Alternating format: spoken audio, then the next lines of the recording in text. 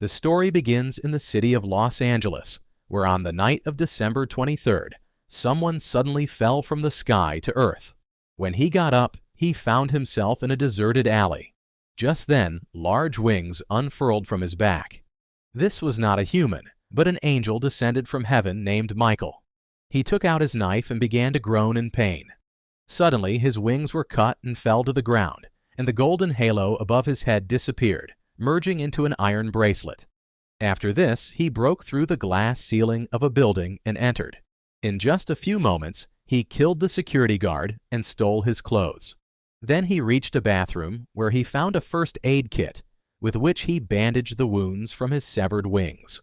Dressed in the guard's clothes, he reached a room filled with guns and weapons.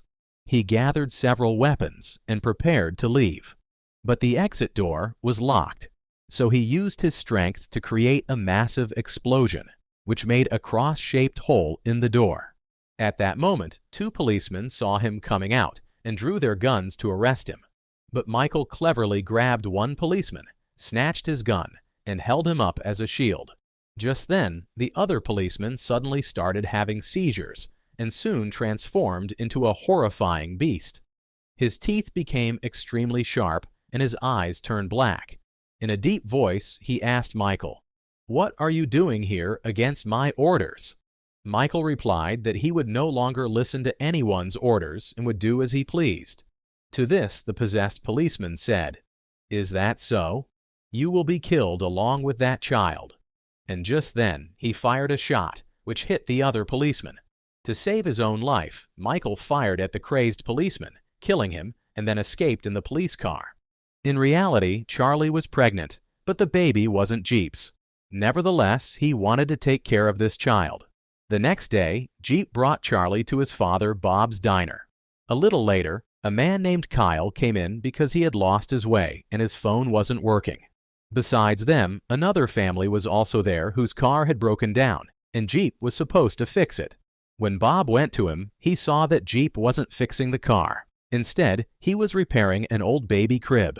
An argument started between Bob and Jeep, as Bob believed, "Why should you raise someone else's child?" Jeep changed the subject, telling him that he had been having strange dreams, which awakened a desire within him to protect Charlie. But Bob, annoyed, just went back inside the diner. There, he saw that the TV had no signal. He hit it a couple of times, and an emergency message appeared. At the same time, outside, Jeep saw a swarm of black clouds in the sky, growing by the moment. Inside, Bob tried the radio and phone, but nothing had a signal. Just then, an old woman named Gladys came into the diner. After placing her order, she began talking to everyone. When Charlie brought Gladys her food, Gladys asked about her pregnancy and then suddenly said that her baby would burn to ashes. Charlie was stunned. Gladys repeated the terrifying words, shocking everyone, and Charlie walked away in anger. After this, Gladys's food became covered in flies, and she began to eat it without a second thought. She again said that the baby would burn. This time, a woman named Sandra told her to be quiet. But then Gladys's eyes turned black, and she started insulting her. When Sandra's husband, Howard, stepped forward to support her, Gladys pounced on him and bit his neck. She tore off a piece of his flesh, knocked over a table, and screamed, "All of you will die." The cook, Percy, threw a pan at her, which hit her on the head but didn't leave a scratch. She then jumped and started crawling on the ceiling. Bob fired at her, but she dodged the bullets. She then jumped down and attacked Bob, throwing him to the ground. Jeep quickly aimed a gun at Gladys, but she said, "You will never be able to save her," causing Jeep to freeze. As Gladys lunged at Jeep, Kyle shot her from behind with a barrage of bullets, killing her. Meanwhile, Howard's daughter, Audrey, was hiding in a corner where blood dripped from the ceiling. Everyone saw that Howard had lost too much blood, so they laid him in Kyle's car and set out to find a hospital. But soon, they saw a terrifying swarm of black insects coming towards them, which quickly entered the car through every opening. The car filled with insects, causing everyone to panic. Back at the diner, Jeep was vomiting from anxiety. Bob tried to calm him down when they heard the car returning. Bob ran outside and saw the swarm of insects approaching. A little later, as they took Gladys's body outside, a police car arrived. It was Michael. As he got out, Bob aimed a gun at him, but Michael showed them his teeth, which were not sharp. After talking to him, Michael realized these people had no idea the end of the world had begun. He cleverly snatched the gun from Bob and aimed it at him, but Percy intervened. After a moment, Michael told them that more possessed people like Gladys would soon attack. He returned Bob's gun, took weapons from his car, and distributed them. He warned Charlie not to risk her life. They all quickly barricaded the diner's windows and doors with tables and chairs. Now, all they could do was wait. As night fell, the power went out. The men went to the roof to keep watch. Soon an ice cream truck approached. Its driver got out screaming as his mouth, arms, and legs became grotesquely elongated. He rushed to attack them, but they all opened fire and killed him. But the danger wasn't over. More cars filled with similar monsters were heading their way. Michael ordered them to open fire. Some cars crashed, causing massive explosions. Michael used a rocket launcher to take down a large truck, blocking the road. The remaining drivers got out and moved towards the diner. Michael's team saw that children were among them, but Michael explained they were no longer human. They continued to fire, creating a pile of bodies. Despite their efforts, a monster broke a window and hid in the darkness. It took advantage of the confusion to drag Howard away. The women ran to help, but another monster spotted Charlie and picked her up. Just in time, Michael arrived, killed the monster, and saved Charlie. But Howard was taken captive in the chaos. Michael started shooting at the windows to keep more monsters out. Sandra was frantically searching for Howard, and Michael had to tell her he was gone. He then scolded Charlie again, telling her to stay away from any risk. Bob asked Michael what was going on. Michael revealed that God now hated humans and had sent his angels to possess people and exterminate humanity. He explained that he himself was a disobedient angel. Some didn't believe him, and Bob didn't even believe in God. Michael said that God had lost faith in humanity, but he was here to protect Charlie's child, the last hope. Whether they believed or not, they had to fight together to save the child. Charlie was in her 8th month, but Michael said the baby would be born the next day on Christmas.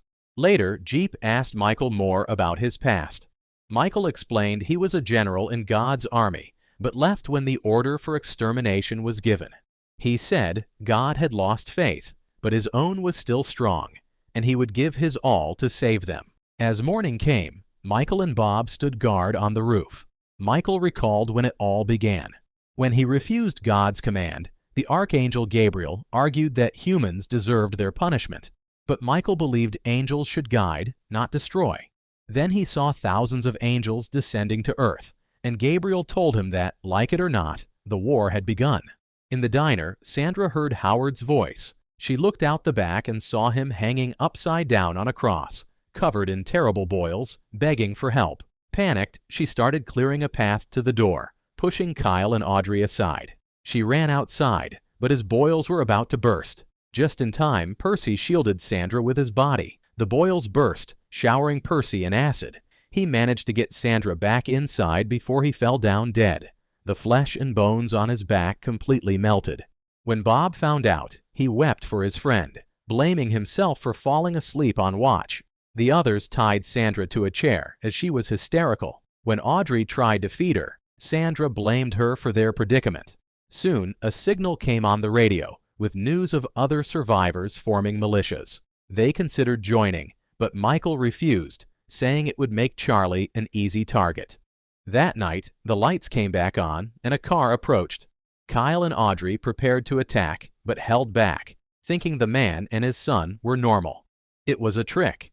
The monsters had restored the power to lure them out.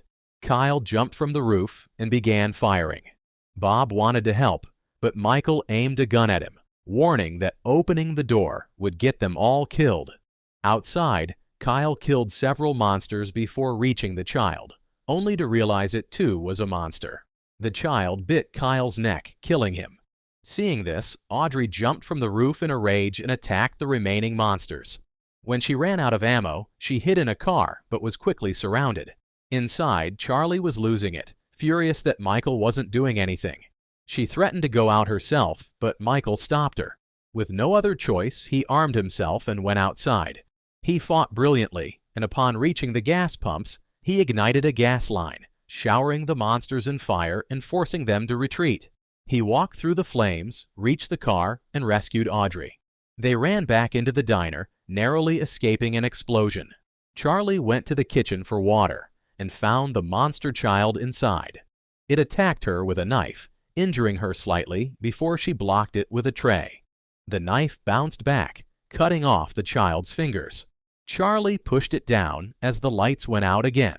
They followed a blood trail with a flashlight and found its handprints on the ceiling. Suddenly, it jumped onto Bob's back from the darkness. Michael threw the monster off, and Jeep shot and killed it. At that moment, Charlie went into labor.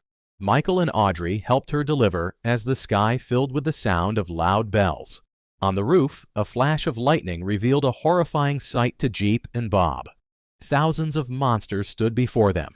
Inside, Charlie gave birth to a healthy boy but refused to hold him, wanting Michael to take him. Michael told her, "This is your journey, and you have to complete it." Audrey took the baby to Sandra, whose heart melted. She apologized to Audrey for her behavior, all while secretly untying her ropes. When the baby cried, the sound gave the monsters outside a headache. A loud bell rang. Michael told everyone to get ready. Gabriel was coming to end everything. They finally understood. The angel's real mission was to kill the child. But Michael said the child's birth had changed the future in God's will. As Charlie reached for her son, Sandra, now free, snatched the baby. She planned to trade him for her life. As the bells grew louder, the front door exploded. Michael shot and killed Sandra. The baby fell, but Jeep caught him just in time. Gabriel entered, his massive wings unfurled, terrifying everyone. He attacked Jeep with his mace, but Jeep dodged. Bob fired at Gabriel, who used his wings as a shield and stabbed Bob. Gabriel threw him into the kitchen.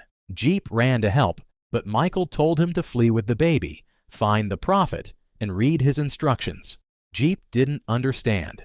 Audrey, Charlie, and Jeep escaped through the back, where the monster stood with heads bowed, letting them pass. They got in their car and drove off. In the diner, Michael told Gabriel he didn't care about his own life now that the child was safe. Enraged, Gabriel attacked. They fought fiercely. Gabriel transformed his mace into an axe. The fight was brutal, but Gabriel eventually gained the upper hand, slicing Michael's stomach with his wing. Still, Michael fought on, choking Gabriel. Gabriel flew them both up to the roof and slammed Michael down, killing him with a final blow from his mace. Gabriel wept over his brother's death, and Michael's body vanished in a flash of light. Meanwhile, tattoos began to form on Jeep's arm. He understood they were Michael's instructions. In the kitchen, Gabriel found Bob still alive. Bob ignited a lighter near the oven, causing a massive explosion that engulfed the diner, Gabriel, and all the monsters outside. Gabriel survived and quickly caught up to Jeep's car. Jeep shot at him, but bullets had no effect. Gabriel crawled into the car and knocked Audrey unconscious. As he snatched the baby, Jeep fought back. Regaining consciousness, Audrey yelled at Jeep to hit the brakes. They were thrown from the car as it tumbled into a ravine. They started to climb out with the baby, but Gabriel appeared again. He knocked Jeep out and demanded the child from Charlie. She refused. Jeep came to and tried to push Gabriel off the cliff, but they both fell. As Gabriel was about to kill Jeep, a bright light stopped him. It was Michael, an angel once more, with his wings restored. Michael said, "You gave him what he asked for. I gave him what he needed." Gabriel attacked again, but Michael, his powers returned, easily defeated him without killing him. Ashamed, Gabriel flew away and Michael followed. Before leaving, he told Jeep, "You are the child's true protector now." Jeep, Charlie, and the baby drove on, searching for other survivors, ready to raise humanity's last hope.